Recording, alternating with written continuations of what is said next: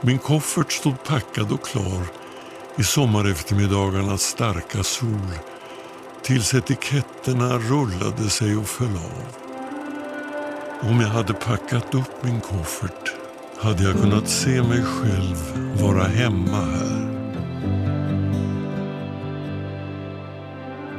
Men varför skulle jag packa upp den?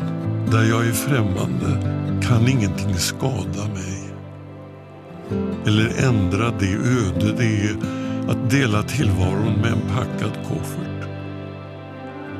Min koffert står klar och packad för att resa. Så allt tyder på att jag stannar här.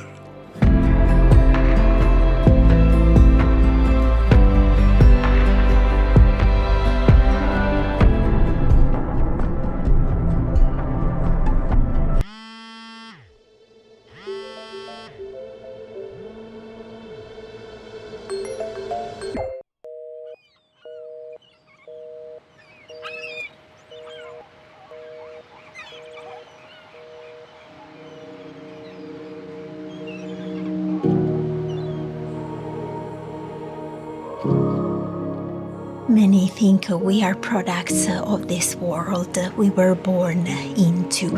I do not think this applies to everything in life.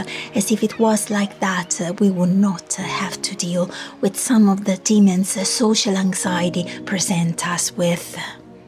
There are so many different shades of social anxiety, and its demons are master painters. They seem to always find ways of coloring every aspect of our human existence. For the sake of a smooth video, I can pick one of its colors, the phone and communication over texts and phone at large. It has a name. Actually, our society calls this demon telephobia, and what this creature causes is the fear and avoidance of phone conversations.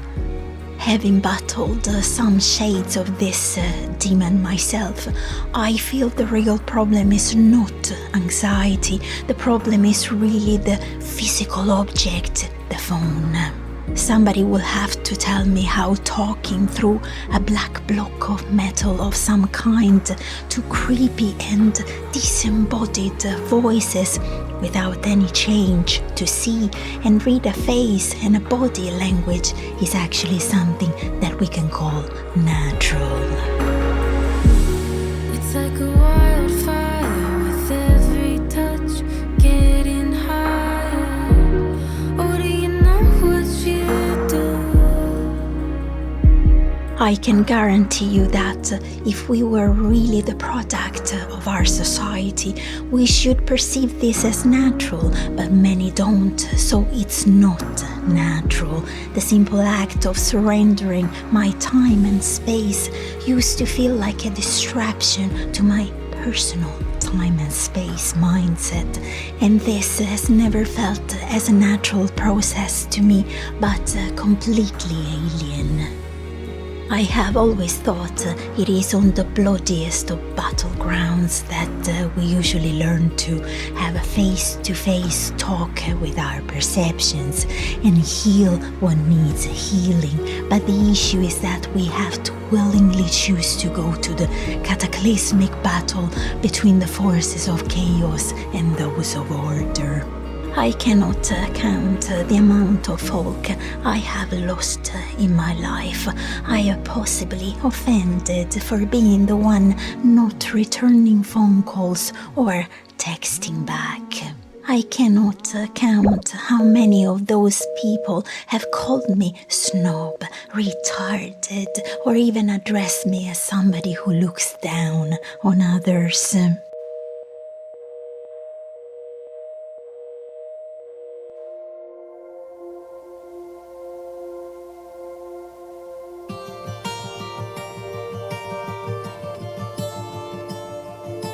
They have judged the book from the cover, indeed, without taking a deep dive into my heart, face to face, to get the whole story of one of my Ragnarok. Wherever you're going, wherever you've been, I'll follow you. I have always loathed the phone and everything attached to it. It has always terrified me, sometimes to the point of tears. I cannot say the same for human touch, though, which has to be one of my favorite things in the whole world instead. I cannot say the same for getting lost in the tales unfolding upon meeting someone in person. Words have always counted a lot to me. I am very aware of the words I utter. I think about things that come out of my mouth, and the idea of not being able to see how these words affect the counterpart has always made me feel like an egoist, or simply focused solely on my side of the story, which usually makes me very nervous and stressed, as communication is a two-way street, but over the phone becomes a one-way street that to somebody like me is not natural at all. Om jag hade packat upp min koffert, men mer än några få nödvändiga saker har jag sällan tagit fram. Om jag hade packat upp min koffert kunde jag ha packat den nu, när resan ser ut att bli oundviklig. I struggle with visual cues, and my tendency to ponder before I talk doesn't play well on the telephone. I never struggled with communication. I struggled with this particular way, this particular instrument for delivering communication. Although I cannot say that I'm fully healed, I have come to terms with a reality that has for sure defeated most of the shades of this demon. Like our god Luke, I always try my best shot at finding solutions. For many years here in northern Norway, life events have exposed me to a form of therapy that naturally involves trained, tamed reindeer to help people get in touch with their emotions. By interacting with a sacred animal that as a prey animal is hypersensitive to the reactions of others. And this is what this interaction taught me, to walk with the reindeer to heal demons. Om jag hade lärt mig tala det språk, eller skratten, när de delade bröd, fisk och vin. This animal taught me that a freezing response to my environment is not bad, as our society would instead teach us, as if in a pre-attack situation the reindeer freezes, it can actually survive. Because a predator cannot tag a prey that is frozen, and the majority of predators up here have a sight that is keyed to movement. It is in one of those freeze reactions that the greatest lesson from the reindeer came forward. I can absolutely be comfortable with being uncomfortable. It is absolutely fine to be scared. But how can we learn to do this? My feelings, emotions are not always facts. My thoughts are not always evidence that something is true, and me wanting to try to make them at all costs logical felt even more unnatural than the unnaturalness of a phone conversation. The trick is to learn how to differentiate between feelings that are born out of a stress reaction and those that are real and verifiable. You start getting acquainted with this mind process by separating emotions from facts.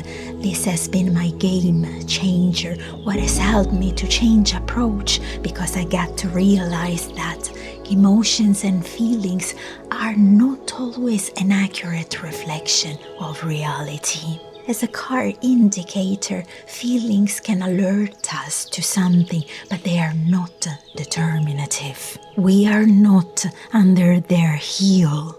It is our responsibility to examine them for accuracy and then choose for ourselves what we believe about who we are, what will happen, and how we will decide to act. Om resan hade blivit det jag hade drömt om, men jag reste inte. Även om mina koffertar stod färdigpackade i åratal.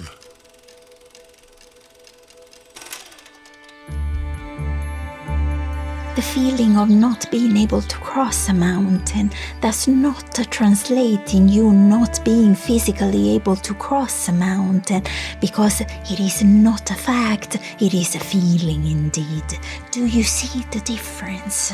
Being scared does not translate with us dealing with something that is objectively dangerous. Yet again, do you see the difference?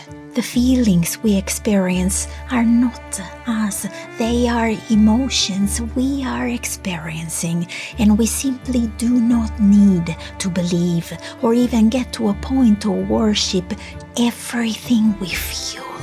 If I have been able to tell a wild reindeer that being around me is safe, I can well tell myself that being around my demons is also safe, as demons are not facts, but ever-changing and fleeting signals. So, my friends, go and waltz to your phone next time it rings. Go and call that person you have always wanted to call or text.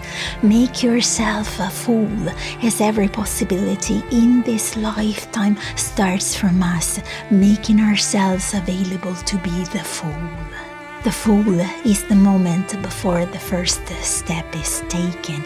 It is the freeze reaction of the reindeer. If there is one thing this character has taught me, is that we are spirits in search of experiences, and that it is not worth it in this life to wear an armor, and that to face all our demons we must first be the fool. Sometimes even an old miserable tale like the one I told you today is worth of telling. It becomes a therapy of sorts. I am not here to tell you it will be easy, but I can promise you it will be doable. You might be surprised that on the other side of the phone there might actually be a fool like you.